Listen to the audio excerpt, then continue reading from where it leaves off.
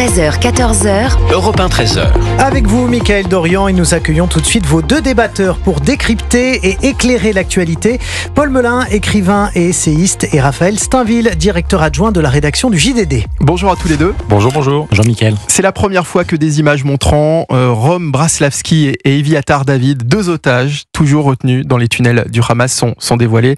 Des images absolument abjectes qui ont été diffusées par les terroristes du Hamas et qui provoquent l'indignation mondiale. Je le disais, à tel point que le Conseil de sécurité de l'ONU tiendra demain une réunion d'urgence sur la question des otages. Il a fallu attendre que le Hamas diffuse une vidéo, je le disais, abjecte, qui est absolument effroyable, pour que l'ONU se rappelle qu'il y a encore des otages, une cinquantaine détenus dans la bande de Gaza, Paul Melun. Oui, et pourtant, je crois que beaucoup de gens, y compris en France, alertent depuis des mois sur le sort atroce des otages. Donc moi je fais partie de ceux qui voient dans ces images épouvantables la confirmation de mauvais traitements portés à leur paroxysme sur ces images où on demande à ce malheureux de creuser sa tombe en vidéo, ce qui c'est le summum de l'abjection, de l'horreur, et ça nous rappelle effectivement qui sont le Hamas, quelles sont leurs méthodes. Le Hamas est tout sauf une armée régulière, le Hamas est tout sauf un mouvement de résistance, le Hamas est une organisation terroriste qui commet, je dirais, l'irréparable sans commune mesure avec la plupart des armées du monde, et même pourtant, peut-être sans commune mesure avec beaucoup de groupes terroristes. Et pourtant, Paul, on ne découvre pas ça aujourd'hui. Il y en a eu des témoignages d'anciens otages. Bien sûr. On a l'impression finalement que le monde est en train de redécouvrir la tragédie des otages qui se trouvent toujours à Gaza, oui, avec ces images qui malheureusement rappellent les heures sombres de notre histoire. Mais parce que je crois que la portée symbolique et émotionnelle d'une photo ou d'une vidéo est 10 fois plus forte que n'importe quel témoignage rapporté. C'est injuste, mais l'homme est ainsi. Lorsque vous regardez cette vidéo qui a tourné sur les réseaux sociaux, vous êtes saisi d'effroi et ça vous rappelle à la condition de ces malheureux otages et à la barbarie atroce du Hamas. Et donc, à tous ceux qui, notamment en France, notamment dans certains mouvements d'extrême gauche, voient dans le Hamas une sorte d'armée, de résistance, etc. Franchement, il faut qu'ils regardent ces images, il faut qu'ils les impriment et il faut qu'ils comprennent que le Hamas est tout sauf un mouvement de résistance, que c'est une organisation terroriste. Raphaël Steinville. Oui, Mickaël, vous disiez que le monde entier redécouvre les horreurs commises par le Hamas.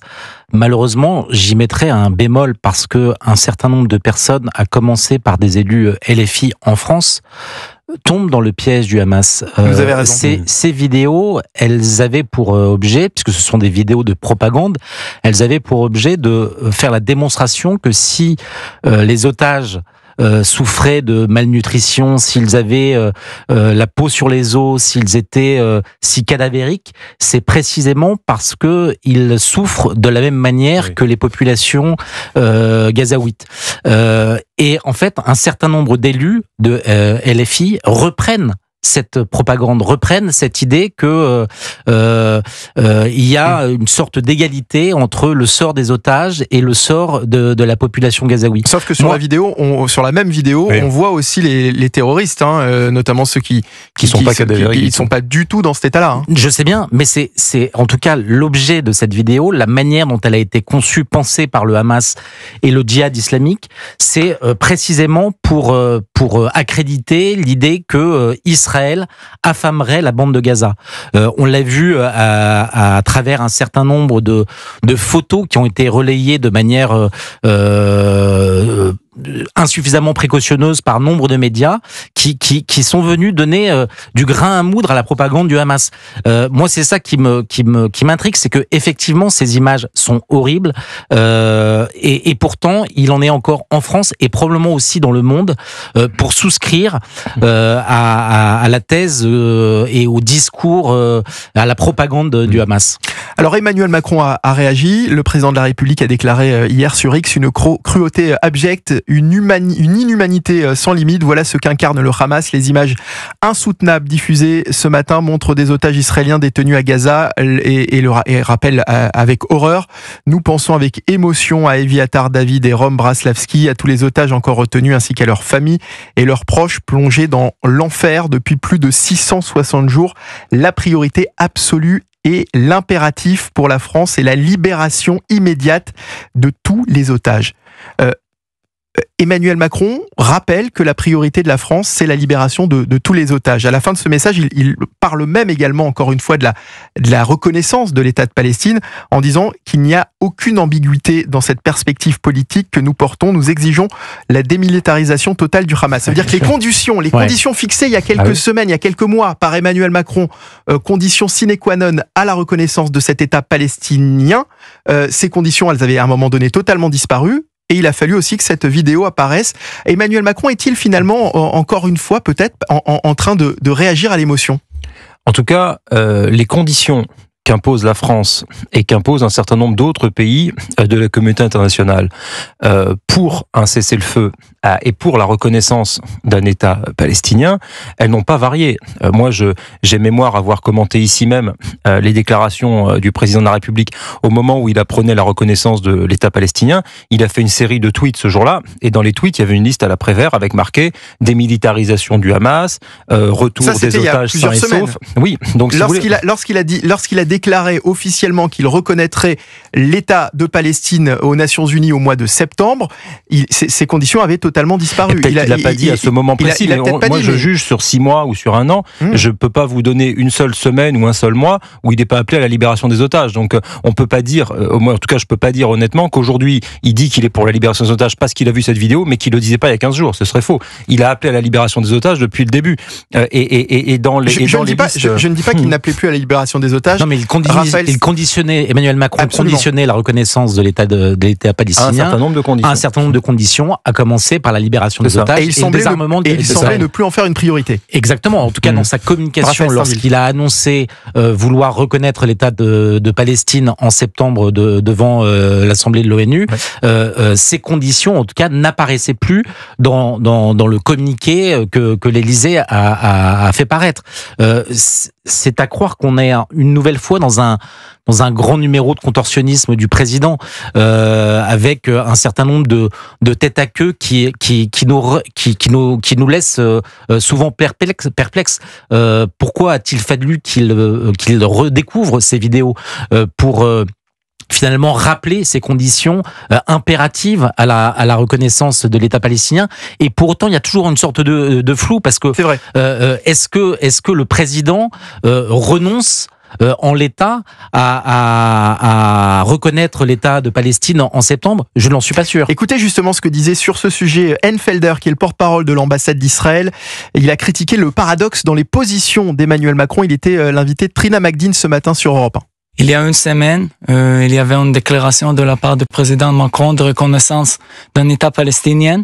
Il prend ce discours comme victoire, comme signe que le 7 octobre était l'attaque le plus important de la part de cette organisation. On a signalé il y a plus qu'une semaine, il y a quelques mois, que c'est un très mauvais signe pour le Hamas, et que le Hamas va utiliser ce type de déclaration, et c'est exactement ce qui s'est passé. Comment on explique le fait qu'Emmanuel Macron réagisse assez fermement sur X, alors que dans le même temps, il veut reconnaître la Palestine? C'est très difficile à répondre, parce que c'est deux déclarations qui sont un contre l'autre, paradoxales. Voilà les déclarations d'Enfelder, porte-parole de l'ambassade d'Israël, qui parle du paradoxe dans les positions d'Emmanuel Macron. Et effectivement, sur cette annonce de reconnaissance de la Palestine, on a longuement parlé du timing, des messages du Hamas qui ont félicité le président français. On a même un haut responsable du Hamas il y a quelques heures qui a déclaré que la reconnaissance de l'État de Palestine était le fruit des attaques du 7 octobre, Paul Melun. Et parce que le Hamas est dans une stratégie de communication qui est tout à fait logique si on parle de pure stratégie, c'est-à-dire qu'ils veulent récupérer toutes les déclarations de dirigeants occidentaux qui iraient vers la reconnaissance de l'État de Palestine, qu'il s'agisse de l'Espagne, qu'il s'agisse de certains pays scandinaves, qu'il s'agisse de ce qu'a dit Keir Starmer, le Premier ministre britannique, ou qu'il s'agisse d'Emmanuel Macron, qui, reconnaissons-le, a été effectivement un peu la figure de proue de ce mouvement de reconnaissance de l'État palestinien, qui, je le rappelle, je fais une parenthèse là-dessus, est une vieille position de la France,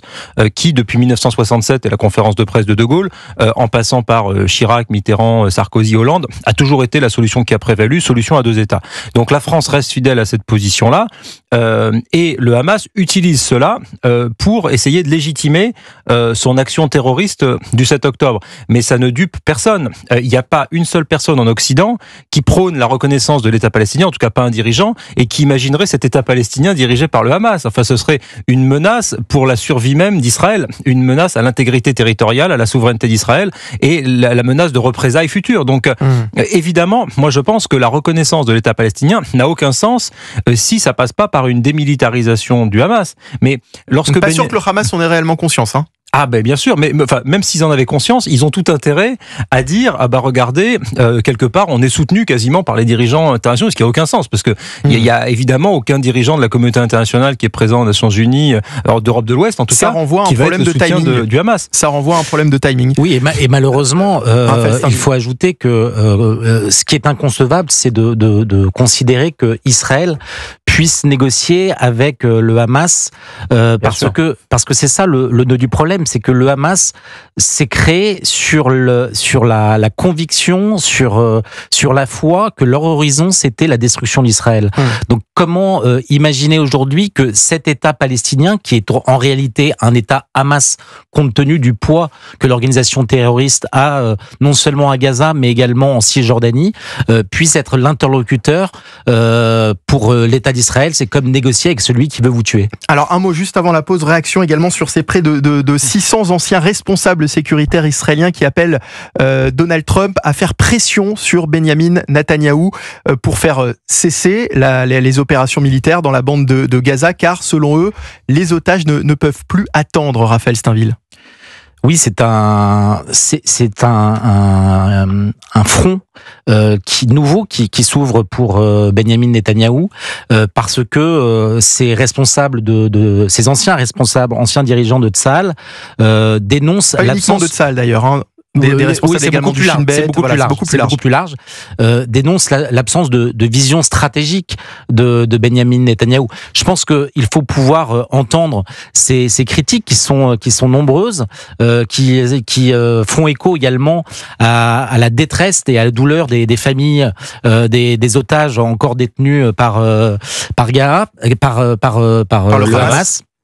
Parce que effectivement, l'objectif de guerre affiché de Benyamin Netanyahou, qui est l'éradication du Hamas, s'inscrit quasiment en contradiction avec la possibilité que ces otages soient encore libérés. Et on va poursuivre notre débat dans un instant. On va revenir notamment sur ce nouveau rebondissement dans l'affaire de l'étudiante gazaoui accusée d'antisémitisme. Elle a quitté la France hier pour rejoindre le Qatar. Bientôt 1h30 sur Europe 1. Soyez les bienvenus. La suite de ce débat, c'est dans un instant avec vous, Mickaël Dorian, ainsi que vos invités. On est ensemble jusqu'à 14h sur Europe 1. À tout de suite.